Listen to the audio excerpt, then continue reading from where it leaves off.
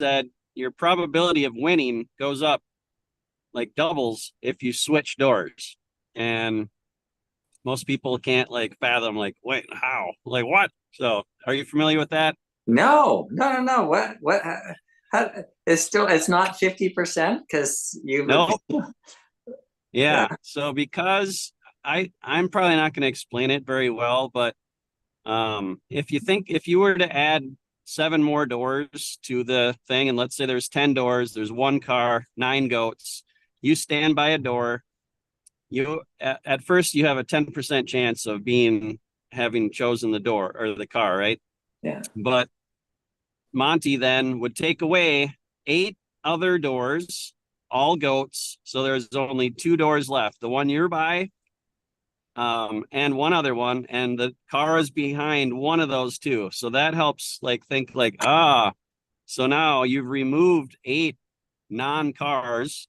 So your odds went from 1 in 10 to now that other door had a 9 out of 10, has a 9 out of 10 probability of being the car because he removed all the other goats, or eight of the nine Yeah. goats. Right. So it's all probability, and like it actually works out. It's true. She was like a columnist that had a regular article, and there was all these people that wrote in to argue with their like professors and scholars that said, nope, you're wrong, and she proved it. Nope, it's actually true. So, and Huh. the moral of the story is Switch that doors. was, yeah, switch doors, probability goes up. And in life, like there's all sorts of different situations where you might be like, nope, I'm going to stay the course. I'm going to keep doing this, even though it's not working. The statistics would say you'd be better off to change and go do something else to try to see if that one will work. So it makes for fun conversation. And yeah, so lots of parallels, I think, in life. Anyways, Leslie, how we doing for time here? Good job, Uh, Joel. That was great. No, that's Thank good. you. All right. This is episode 268 today, you guys. And so this is going to be a really good episode. I feel like for some reason, it always seems like we should really talk about our immune system and stuff once the weather starts getting cold. And that's just how I think. I don't know why. It seems like everyone starts to get more sick when it gets winter time, fall, those seasons. And so I'm thinking about immune system. And we're actually going to talk a little bit about that today. So we'll talk about heart disease, diabetes, and our immune system, how they're affected, what we need to watch out for, what we can do, and let's ask all the questions that come up. You can post those in the Q&A if you're watching on Zoom. If you're watching on YouTube or Facebook, feel free to post in the comments. You know what? We got snow here today in South Dakota. I woke Oh up to my snow goodness, first really? time. That's Yes. great. Yeah. Just a dusting, barely a little Yeah. bit. Oh, Well, yeah. except I was driving Nothing around crazy. and it looks like Joe is now too, but the wind was blowing so much that I was like, man, if it Yeah. was any Yeah. heavier, it would be a little bit crazy. But Yeah. very much felt like, oh boy, I got to up my vitamin D game, I think. And we're just entering kind of this new season for me in South Dakota. So I'm excited to talk about this a little bit today. So, this webinar is typically dedicated to type 2 diabetes and heart health discussions. And so let's maybe start there. Maybe what are some things that we need to be mindful about concerning our immune system and those health issues? Um, the immune system, we think of it as like a separate thing from the rest of our bodies, and how the immunity is fighting off. It's like a battle. Life's a battle, and they're battling against all these bacteria that just want to take over and destroy us, right? And so you have these immune cells going out and finding them and killing them, and so we think of it that way. But the immune system is so much more than that. The immune system, I prefer to think of them as the janitors of my body. They're out there cleaning up, they're sweeping out things and hosing things off, and some of them have pressure washers to really clean things really well, and they're picking up all the trash, It's not just outside trash, you know, things that blow in from the outside, bacteria, viruses, all that stuff.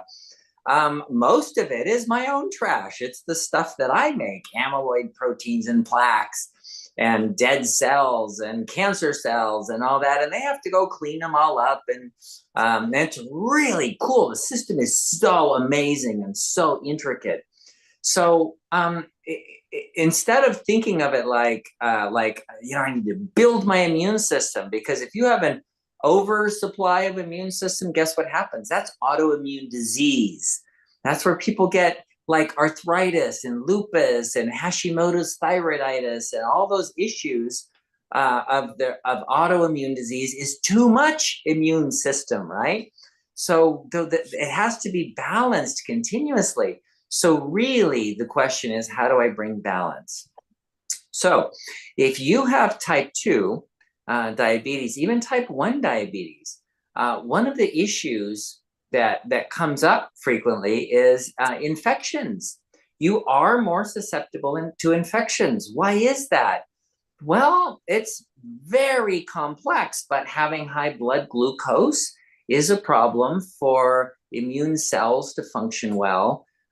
Your bone marrow isn't making immune cells the same way they were. They're not being trained the same way in your intestines. And there's generally some kind of chronic inflammation that's going on in the body. And because of the chronic inflammation, they're kind of on hyper alert status all the time. And what's really weird about that, gosh, you guys, I just went to a conference a couple of weeks ago at UCLA, and there was a geneticist who explained this chronic inflammation. He says, okay, genetically, you're getting, you're turning on this neurotransmitter and that leukotriene and that prostaglandin and he had it all. And this is what happens. Your immune system on hyper alert status is not specific for one thing. And what ends up happening is like the bacteria get in under the radar. And so you can get more infections. And then it creates an over response, too much response for the problem that's solved, this bacteria that got in under the radar, so to speak, because the immune system is looking up here for where is it, and so something else sneaks in.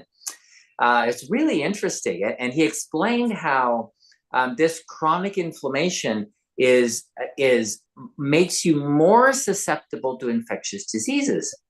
So in saying I want to build my immune system, you don't want to have this high level of immune reaction all the time. You want to have a very quiet immune system that's just searching, just lay back searching. Oh, that's not supposed to be there. And then they they go over and they eat it. And literally these cells, macrophages, they come in and they engulf the whole thing, whatever it is, they engulf it. And they bring it in and they have digestive enzymes and hydrogen peroxide. So hydrogen peroxide kills it. And then the digestive enzymes digest it into little pieces. And then it spits out individual amino acids, nothing that could cause a problem. It's all, thank you. I just got a package. So the macrophage just spits out individual amino acids, and then your cells can go, oh, I need some of that, and take it up and reuse it, and it's all recycled. It's really amazing when it works well. But when you have type 2 diabetes, then there's a hyper alert status, and that does not allow you to have that normal response of, oh, I just got to clean this up. That's a mess. I'm going to go clean it up. It waits until it's a bigger mess, and it goes, oh my gosh, this is crazy. I got to go clean that up, and makes a whole bunch of other ones and brings a whole bunch in. Then you get this big old inflammatory response. Not good. You don't want that. It actually makes your diabetes worse, and so it becomes a vicious cycle. Guess what? Heart disease is the same problem. where you have this increased inflammation is just going on. And they've noticed that studies have been done, and there's a correlation of gum disease with heart disease. It's like, why is it that people with gum disease get heart disease? Well, it's chronic inflammation of any kind makes you more susceptible to getting heart disease. But what else? Well, also, the immune system doesn't work very well. So, and it has that same issue of this chronic inflammation, allowing things to go by, other things to go by that aren't being monitored by the immune system. And so they end up with a hyper response. So, you know, in COVID-19, when people were dying in the hospital, what were they dying of? COVID-19? No, that's not what they died of.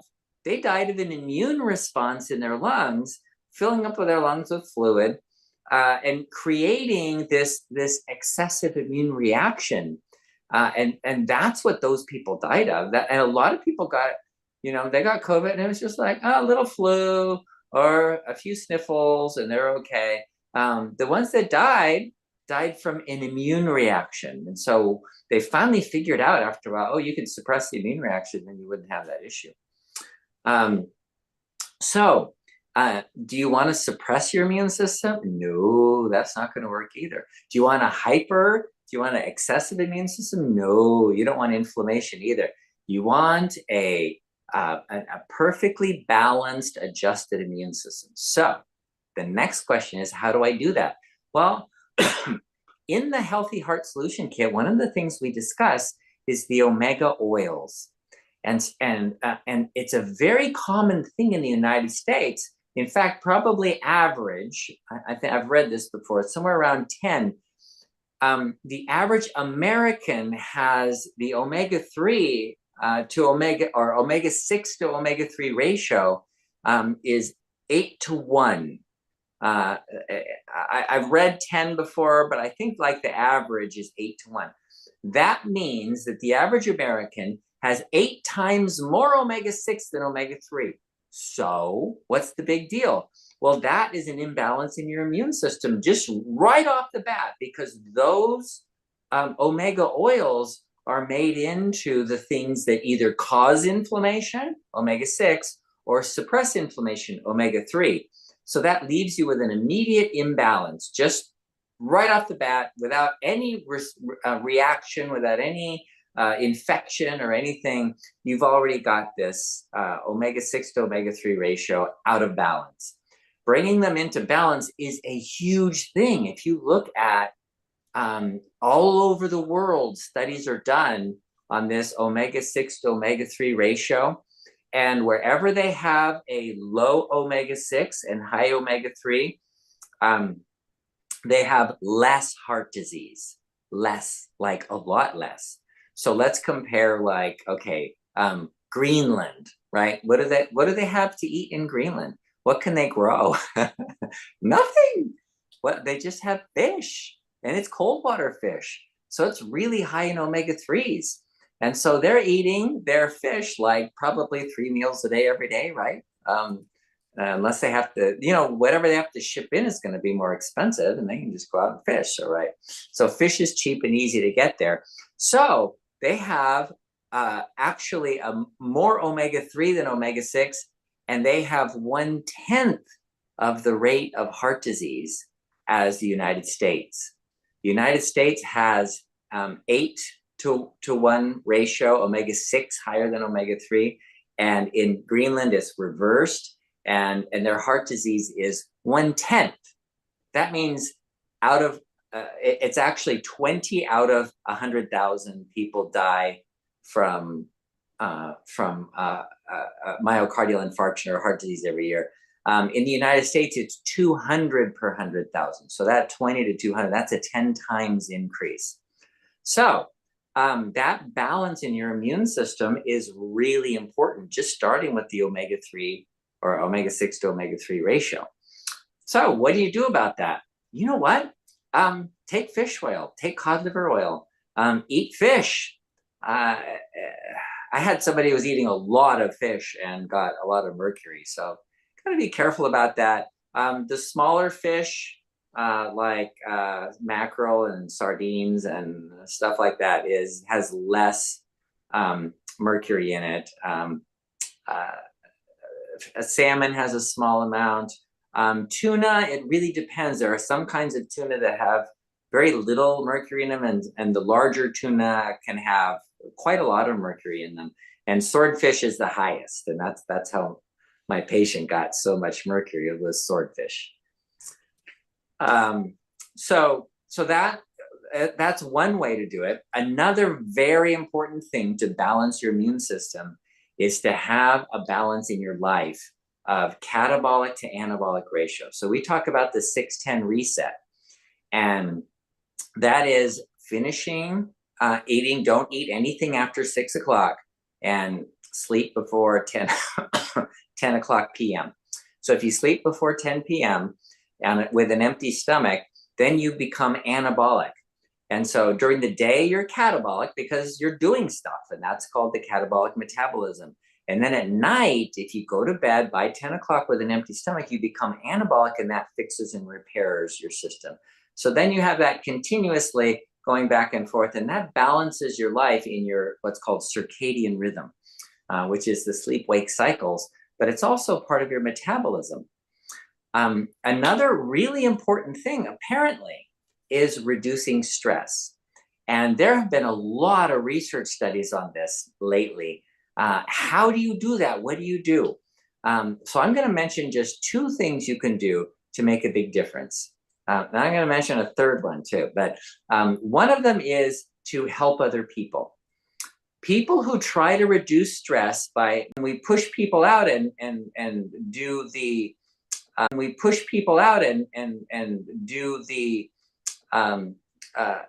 trying to make ourselves happy by filling our own needs, we actually create more stress that way. So that's not a healthy way to do it. So helping other people, going out of your way, doing things that make others happy, or can help others to grow, or to help others to learn, those kinds of things. And I have I love that. What's that?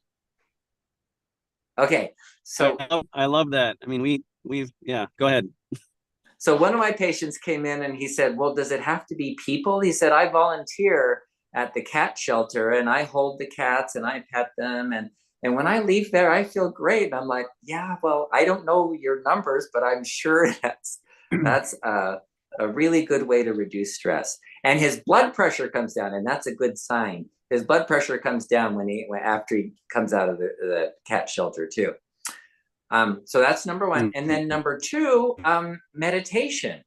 So if you are taking 40 minutes a day, meditation, prayer, reading, growing, looking at your life and having some direction in your life, having somewhere to go, that is another way to reduce stress. So connecting with people by helping people, and then meditation and prayer. I love it. This is good. Feel free to comment. Let us know what has worked for you, or if you can just share your ideas here. Go ahead, Joe. Yeah, so I mean, we turned that concept into one of our core values in our business. So we have 5 core values, and number 2 is help people more. And so just that, like, as a business, we want to continue to try to think of ways, how can we help people more? And this webinar is actually the fruit of that thought exercise. Like, how can we help people more? And Dr. Saunders and I had been talking about this for a while before we started 5 years ago now. Yeah. And here we are, over 300 episodes, I think, and it's offered for free, but like the value that we've received from doing this webinar has been invaluable, because we're helping people and learning what do people really want and need so that we can help them more. So I don't know how many total views we've ever had on these webinars, but I'm sure it's hundreds of thousands. And but it's just like, it feels really good for us as a company to know how we're helping people. And that principle applies on an individual level, like in your own life. Like if you're feeling down and out, a lot of times, I believe like depression comes from just being so inward and thinking about ourselves, because we're all flawed. We all struggle with things. And if we just isolate ourselves and we're constantly thinking about how we're not whatever, we're not adequate, or we're not good enough, or we feel different negative feelings. But then when we go out of our comfort zones and expand our hearts and open ourselves up to others, like it's just like 100 times, 100-fold gift that you receive, just because you did that. So great. So maybe in the chat, if you guys have ideas, like right now, like what's one thing that you could do in your life that would be helpful for other people, that would also then help you. So let's get the chat filled out. Like and this will generate some ideas for other people. If some people can't think of anything, maybe you'll see someone else that says, oh, I go, serve meals at the food kitchen once a month or something like that, or whatever it might be, or I walk the neighbor's dog, or yeah, and just share those things. Let's get that chat filled up here and see how people have done that in the past, and inspire some helping people more today. All right. Good stuff. Yes. Okay. So we'll be watching the chat here for that. I'm going to ask some questions, or read some of the questions that have come in as well. Okay, we got a lot of questions. I don't know if there's anything specific to that yet, but we'll watch for those. Paul says, is it an effective strategy to do a kind of intraday fast, such that I try to stretch my intervals between meals?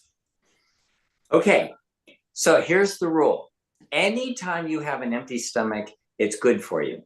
Anytime your stomach is empty, you make a hormone called ghrelin. Ghrelin is the hunger hormone. That's the one that tells you you're hungry. That's what makes your stomach growl. They used to call it growling, right? It's ghrelin. Your stomach's growling because of ghrelin. But what that does is it turns on the repair mechanisms, both for your intestines and for a lot of things, like even the endorphins in your brain. You don't feel pain as much when your endorphins work well when you're making ghrelin. So fasting helps that. So the definition of fasting is your stomach is empty. So make sure that is clear to you. I'm going to repeat it. The definition of fasting is having an empty stomach. Why do I say that? Why do I emphasize that? Because there are so many people out there that are trying to sell you fasting by giving you food and stuff to put in your mouth. And that's not fasting. That is putting stuff in your mouth. And every time you put stuff in your mouth, it stretches the stomach. And as soon as it stretches the stomach, you stop making ghrelin. So you lose all of the benefits. So fasting means empty stomach. So your question is the answer to your question is yes. Anytime you have an empty stomach, it's good for you. Okay, if you have an empty stomach at night, it's better. If you go a whole day, it's even better. If you go 2 days, that's even better. If you go 3 days, that's even better. And depending on what you need, you could go. I've had people do 30 days and completely reverse their heart disease, and who were told that they absolutely had to have a bypass surgery or they were going to die. And at the end of 30 days, the guy could play a full tennis match and have no chest pain at all. And he hasn't had any chest pain. It's been several years. He hasn't had any chest pain since. So much better than surgery. 30 days water only. That's what he did. So yes, anytime you have an empty stomach is good, and the more the better. Okay. Good stuff. Oops, I clicked away. Let's see. Frank and Pat said, great benefit here. Thank you, Dr. Saunders and the Barton team. Awesome. Okay. And Dan said, they're scrolling so fast, I can't keep up. Okay. Dan said, I work with the Lions Club to help people doing way more than I can alone. I do eye screening for kids, work for the food pantry, always keeping busy. That's great. That Yeah. is, see, getting involved in the community. Lions Club is great. I'm a member of the Rotary Club. um, we don't do local stuff like the Lions do. We have stuff like in the Philippines, stuff that we do. Sib says, we just had a brand new hospital open about 10 minutes from my home. As I'm retired, I plan to find out if they have a maternity ward so I can spend some time nurturing the newborns. I love it. Oh, that's wonderful. Okay, that's a good point. So what I just said about, the Rotary Club having a project in the Philippines, for farmers in the Philippines, that does not improve your immunity. It's the one-on-one when you're helping someone. So if you're going to go in, to a hospital and hold a little baby, that's a one-on-one thing. That's a connection. And it's the connections that lower your stress and improve your immune system. So yes, thank you for that. Yeah. Christine says, seems the simplest things seem to have the biggest effect. For example, help someone with things they don't know how to do, Photoshop, make a flyer for them, etc. Or I help some of the snowbirds here when they're gone, weed, watch their house, take care of their pets when they're out of town, etc. Wow, great. See? I love it. Good. Okay, Parvin is asking if organic apple cider vinegar or cinnamon powder to add to water, good before or during meal. Okay. It's okay either before with the meal. Either way, it doesn't matter. It doesn't change it. It's still good. Okay. David said, I read from one source that levothyroxine sodica. Levothyroxine. Different word. Okay. Wait, is that in the Q&A? Yeah. Thyroxina. Oh yeah, levothyroxine sodica. So that's levothyroxine sodium. That's T3. Same thing. Or Oh. sorry, that's T4 is thyroid. Okay. Yeah. It can cause heart problems, but another source says that it just adds back a hormone that is already produced but affected by hypothyroidism, which is correct. Another note also says caused by diabetes. And okay. Yeah, that's it. Yeah. Okay, so David is in Colombia. So being in Colombia, he's going to get levothyroxine sodica instead of levothyroxine sodium. Oh, that's funny. That's why. Levothyroxine does not cause heart problems. It is a hormone. It's a thyroid hormone. And it's the T4, it's the inactive thyroid hormone. It's what your thyroid gland should normally make. So when people don't make it, for whatever reason, like some people, I have some patients that are missing a thyroid because they've had surgery because they had a nodule in their thyroid. So they don't have a thyroid gland. So they have to take this levothyroxine all the time. And so that's adding back the hormone. So I think it's correct when the people that are telling you that the levothyroxine sodica is adding back the hormone. And so, yeah. Okay. Right. Connie says, first off, I have type 2, but my legs and my feet are swelling, and the doctor put me on a water pill, but it makes me ill. Is there a natural way to get rid of the fluid?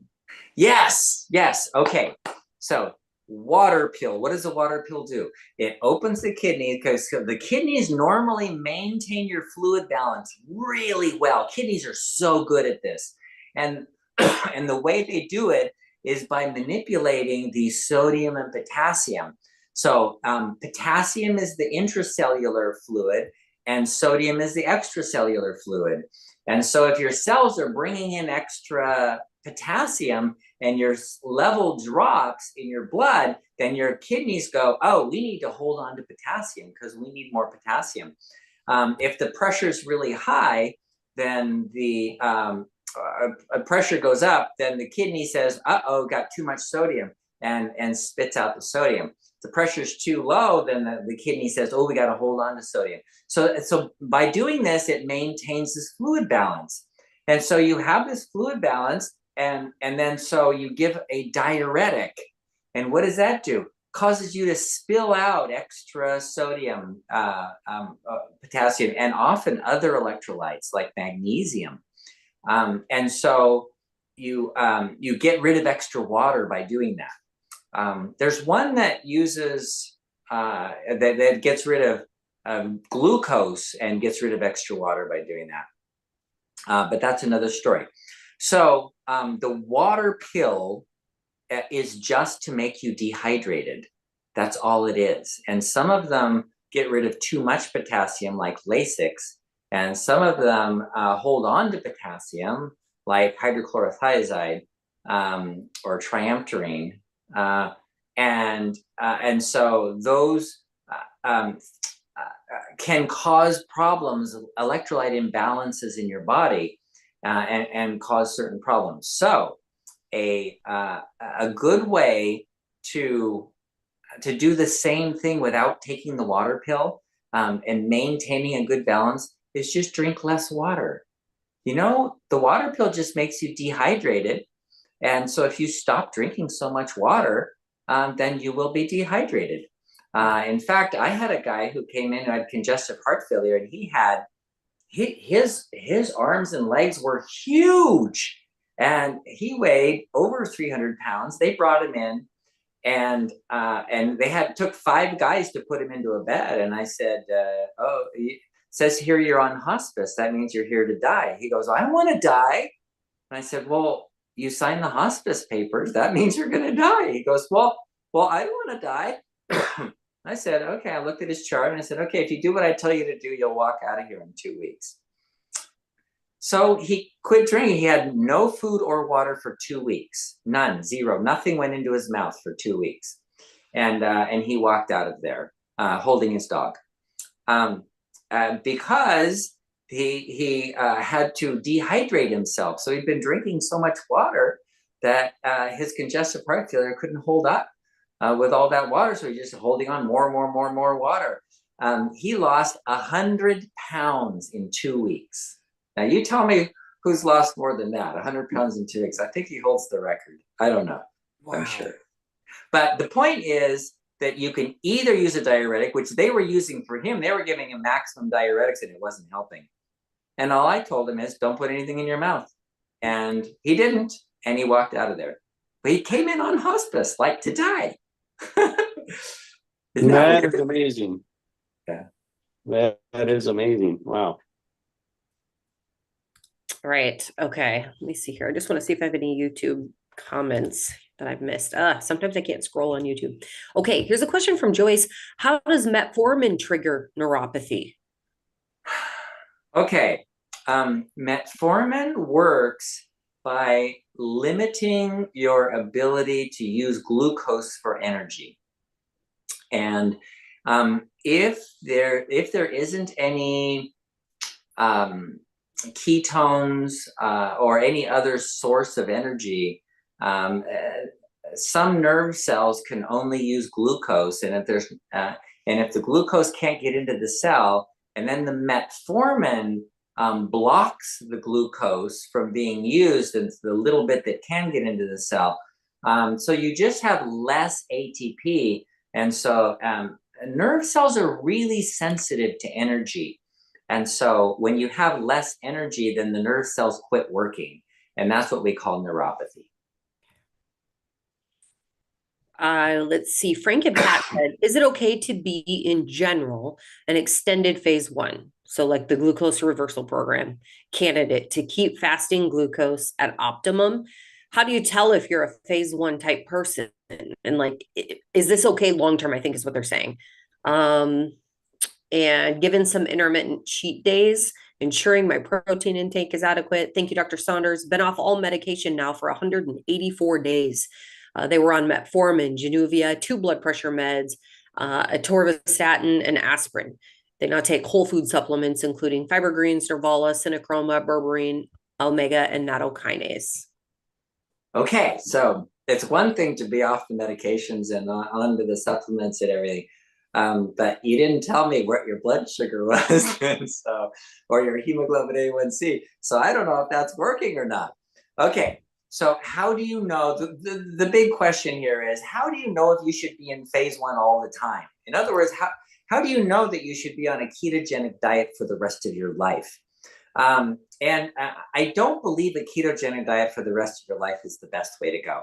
So I think the idea, like you mentioned, cheat days, I think the cheat days are a good idea. So I was on a very strict, I kept it strict, ketogenic diet. I did the phase 1 counting to 20, and I had less than 20 every day. And I wasn't like getting up to 20. Most of the time I kept it way low so that I could make sure because it's interesting, when I got up to 20, when I was like eating nuts and seeds, and I had some what was it? Like strawberry, I had some watermelon, but I'm counting, so my carbs never got above 20, at least by my count. But my ketone levels dropped on those days to like 0.4, 0.7. And I was trying to keep it between 1 and 2. So I had to go really low carbs, like less than 10, to stay around that between 1 and 2. So yeah, sometimes, I don't know, you just need that. But I think cheat days are okay. I think that's a perfectly good way to go. You don't have to be in ketosis all the time.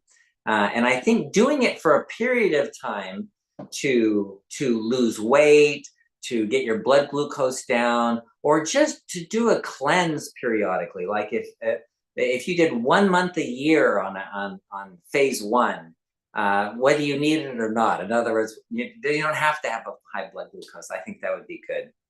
So yeah, I hope that's working for you. I hope your blood glucose is normal and everything. And if it's not, then you may need to cut down even lower and do the 10 carbs a day. All right. Good question here from John. Can Dr. Saunders give a quick list to reverse insulin resistance to keep your morning fasting blood sugar between 80 and 95? Okay. So morning fasting blood sugar, ideally between 70 and 90. But yeah, between 80 and 95, that's fine. So a list of things to reverse insulin resistance. That is a beautiful question. And so we have the whole diabetes solution kit is all about reversing insulin resistance, becoming insulin sensitive. And that's really all about limiting the carbohydrates, so you're not taking in carbohydrates, so you make less insulin. That doesn't work for everyone.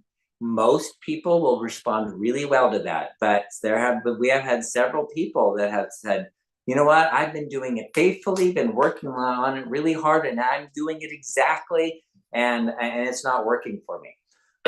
So some people need to fast.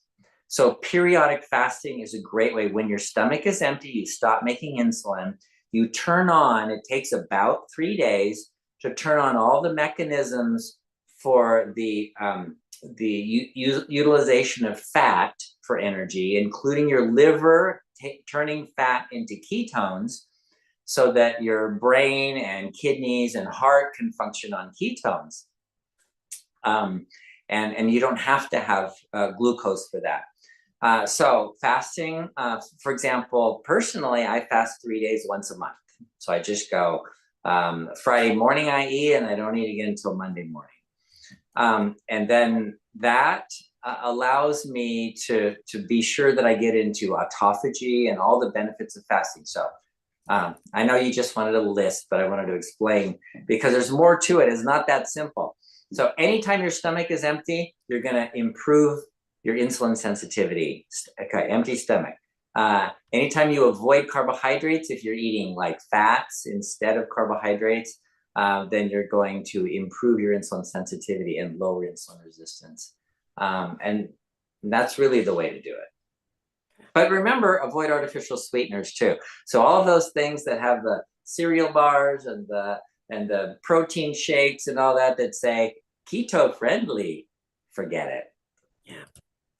All right. Question here from, I think, Eve. What do you do when you do not sleep and you wake up every 2 to 3 hours? What do I do? Okay, let's talk about sleep, because this is really important for your immune system, and that's what we started with, right? Sleep is very important. In fact, if you don't sleep, you die. And that's pretty much the stress of not sleeping is huge. So sleep apnea is a really bad illness. It's not a minor problem. These are big problems, and they lead to the aging and death really quickly, because they keep you catabolic all the time. You never get anabolic. You never repair your body. So sleep is so important. So how do you get enough sleep? One of the important things is to have a sleep time. And you just say, before 10 o'clock, I'm going to go to bed. And I have an alarm that goes off at 9 o'clock. And my 9 o'clock alarm says it's time for bed, no matter where I am. If I'm out somewhere, I go, and they go beep, beep, beep, the alarm goes off. And I go, oh, bedtime, I got to go. And so I go home, get ready for bed. And so I want to be asleep by 10 o'clock. That's the goal. And so being very consistent in that sleep time is really important. That will help you get sleep. Some people, they go to sleep and they wake up, and they sleep for a couple of hours, 2-3 hours, and then they wake up. Guess what? That's normal. Everybody does that. It's normal to be awake between 5 and 10 times a night. Most people don't remember. And so here's the thing. They tested people. They put them with all the big sleep monitors, the EEG on their head, and the thing around, the belt around them for their breathing, and the oximeter and everything. They got them all wired up. And some people come back and they say, I can't sleep with all that stuff connected to me. I didn't sleep a wink. I was awake all night long. And then they look at the sleep score, the sleep monitor, and they had great sleep, very normal sleep. And yeah, they were awake 5 times a night, but that was, they had normal sleep. So what is the difference between people who say, I didn't sleep at all, and people who say, I slept like a rock? It's not the number of times they wake up. There's no difference there. The only difference is the people who say, I didn't sleep at all, remember being awake. They're awake a little bit longer and they remember. And the people who still wake up 5 or 10 times at night, but don't remember it, they say, I slept like a rock all night long, because they don't remember being awake. And the sleep monitor is proving that they did wake up, the 5 to 10 times. And these people woke up 5 to 10 times. And these people got an hour of deep sleep, an hour of REM sleep, and they have 6 hours of light sleep. So the pattern is good and everything. So this idea of waking up every 2 to 3 hours, you know what? It's okay. When you go to sleep at first, your first few hours, 2 to 3 hours, is when you get your deep sleep, and then you wake up, and that's perfectly normal. But then you go right back to sleep, and then you get light sleep for a while. Now, what happens if you're laying there awake? Then you know what? That's okay. You lay there awake. That light sleep is okay if you're just resting. It's the same, not exactly the same, but it's still resting. It's still okay, because the restorative sleep is the deep sleep, and then the REM sleep. So early in the night, you get the deep sleep, and then later on, like early morning, you get REM sleep. That in between light sleep, if you're awake, it's okay. Tell yourself it's okay. I'm just going to lay here and rest, and keep my eyes closed and just rest. And I'm going to think about, I don't know, something I love. Think about the people I love. Pray. There's all kinds of things you can do while you're just laying there resting. Meditate. start your meditation practice at night, and then in bed with your eyes closed, lying there. And then you can, and then you'll go back to sleep periodically, and you'll get, 20 minutes of REM, and then you'll wake up again. You'll go, here I am awake again. But you know what? It's okay. That's just the light sleep. You're not missing the restorative sleep.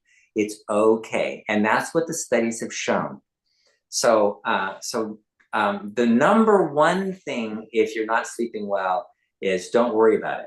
Now, if you're not sleeping well and you're falling asleep all day long, and you're trying to drive and you're falling asleep at the wheel, and you sit in a meeting and you're falling asleep, and you can't keep awake, then you've got a problem, and you got to fix your sleep. And then you need a sleep study to find out why. Yeah, they'd also said the alarm doesn't work for them. Falling asleep is very difficult. I haven't had good sleep in 40 years. I tried 4 different monitors and none of them worked. The monitors kept them awake. So time for a sleep study, it sounds like. Yeah. Okay. All right. Gary said if eating potatoes after they've been refrigerated is better for diabetics, does reheating them reverse the benefit? That's a good question. Yeah, it actually works for a lot of starches. Rice does that, not bread, but certain cereals, not oats, but yeah, potatoes, rice. So the starch in them, you cook it at first, and it's soft and pliable, and you eat it, and it's broken down really easily in your digestive system. But after you put it in the refrigerator, it gets cold, and it becomes a resistant starch. And what that means, it's resistant to being broken down and made into sugar in your intestines. So that's why they're saying that the potatoes, after they've been in the refrigerator, so they've been cooked, then they're put in the refrigerator, and then the starch is more resistant to being broken down. It doesn't mean it's not made into sugar. It's still made into sugar, just less of it. So it's better than just the twice cooked potato. Okay, so now your question is, does reheating it like mess that up? No, it doesn't. You can, after you reheat the rice or the potatoes, you still have resistant starch. Okay. Paul says, but where is the point in fasting where it becomes starvation? I've read that people on starvation diets die around 57 days. Yeah, well, it depends how much fat you have. You store fats because that's your energy supply, right? So you can get all the energy you need from your fat. And so there was a guy in Scotland that holds the record for fasting. He fasted over a year and lost 300 pounds of fat. And at the end, weighed 180 pounds.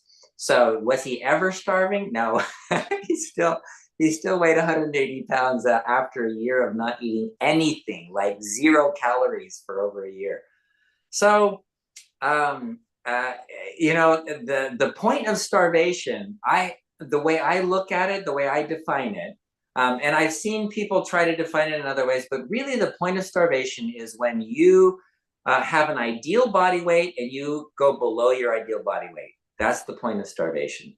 So since the guy in Scotland never went below his ideal body weight, he never was starving. After a year, I think it's like a year and 18 days or something like that, over a year of fasting, he wasn't starving. Wow. Okay, Amara says, can I take Synachroma and berberine on the same day? Yes, absolutely you can. So we could have put like Synachroma and berberine all together in the same pill, but berberine has so many other uses that we couldn't say, well, some people won't want that, so we had to separate them out. It's just the way it goes. And let's see, Frank and Pat. Oh, they were the ones telling us about how they no longer take medications. Yeah. And so on May 17th, A1C was 7, September 5th, 4.7. Fasting glucose today, 5.6. 4.7, that's great. Your average blood sugar over the last 3 months is less than 100. So that's very normal. So and you're fasting glucose today, 5.6, great. That's great. Between 4 and 5 is optimum. I wonder how that could be. You probably get low blood sugar sometimes, right? Do you ever feel hypoglycemic? That can happen, and because your average blood sugar is pretty low. We get this question a lot. Rosalind said, how can you fast and take medication? Okay, so there are certain medications that you just have to take even when you're fasting. So if you have no thyroid gland, for example, and you're on a thyroid medication, then you just have to take it. And you can take it with water or not, it doesn't matter. You take it on an empty stomach, it's ideal way to take it anyway, so it's not a big deal. Most other medications, you have to be really careful. You don't want to take when you're fasting. So your blood pressure is going to come down to normal while you're fasting. So you may not want blood pressure medications. You got to talk to your doctor about that. And your blood glucose is going to come down to normal while you're fasting. So you may not want any medication for diabetes. So be very careful of taking medications while you're fasting. You may want to go off the medications while you're doing the fast in order to have the greatest benefit from it. But, talk to your doctor, because some medications you may need to continue even while you're fasting, and that's okay. Okay, Melissa said, my blood sugar goes up with exercise and heat. It is opposite of other diabetics, 220 after playing pickleball. I'm not overweight. I wake up with a blood sugar of 124. I'm a type 2 diabetic. That would be really interesting to see what your insulin response is. So what happens when you're exercising is you start making glucose. Your liver actually does what's called gluconeogenesis. That means glucose is sugar, neo is new, genesis is to create. So your liver starts creating new sugar, and it's nothing that you ate, but in order to have that extra energy, the liver starts making that because the pancreas is putting out something called glucagon. And so glucagon stimulates the liver to make more gluconeogenesis, make more sugar. So that's a response, and it's an abnormal insulin glucagon response, because now you're resistant to insulin. And that's why I would be interested to know what your insulin level is. You probably have an insulin level of 30, 60 or something like that, because you're really resistant to insulin. And so your liver starts putting out the blood glucose, and it goes up and up and up because you're resistant to insulin, and it doesn't go into your cells. Well, I don't know, but that would be a possibility. Okay, Sib said, how do you hydrate without drinking water? I tend to drink a lot of it to avoid sugared drinks. I'm 5'9" and 155 pounds, so not particularly overweight. Okay, so hydration. We have a whole webinar on hydration and what that means to be hydrated. Hydration is salt. It's sodium. So you're well hydrated when you have enough sodium. You're dehydrated when you don't have enough sodium. It's sodium that keeps your volume of blood, of water in your body, in the blood of your body. And it's potassium that keeps the volume of water in your cells. So that sodium and potassium is what holds on to the water in your body. If you are dehydrated, let's say you just quit drinking water for a long time, what's going to happen? Your kidneys are going to start spitting out all the excess sodium to maintain that sodium level just right. And so how do you maintain a good fluid balance? Get enough sodium. That's all. Just get enough sodium and potassium. Got to make sure you get a roughly equivalent amount of sodium, about 4 grams of sodium, 4 grams of potassium-ish a day. Did I say 440? I think it's 40. No, it's 4. Yeah, 4 grams. Yeah, 4,000 milligrams. Yeah. So potassium and sodium. And so to maintain your fluid balance and proper hydration, make sure you get a roughly equal amount of sodium and potassium. Okay. All right, that's it for today. Thank you so much, Dr. Saunders. We'll see you tomorrow for the Home Cures Okay. That Work webinar. And thank you all for joining. We will see you tomorrow, hopefully. And if not, we'll see you next week. Thank you.